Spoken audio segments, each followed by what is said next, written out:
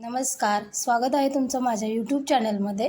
तर आज आपण कारल्याच्या चकत्याची भाजी बनवायची कशी ते रेसिपीमध्ये बघणार आहोत. तर यासाठी कारल्यांच्या अशा चकत्या करून त्याला लिंबू आणि मीठ लावून रात्रभर ठेवल्या. त्यानंतर अशा गरम थोड्याशा तेलामध्ये तळून घेत राहिलं. ब्राऊन कलर होईपर्यंत या कारल्याच्या चकत्या अशा अगदी कडक होईपर्यंत तळून घेतल्या.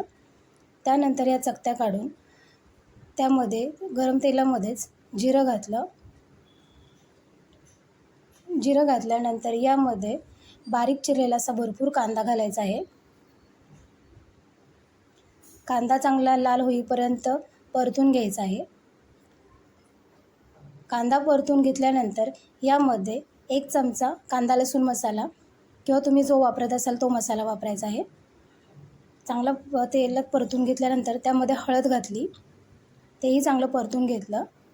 त्यानंतर यामध्ये चकत्या आपण घालून घ्यायच्या आहेत.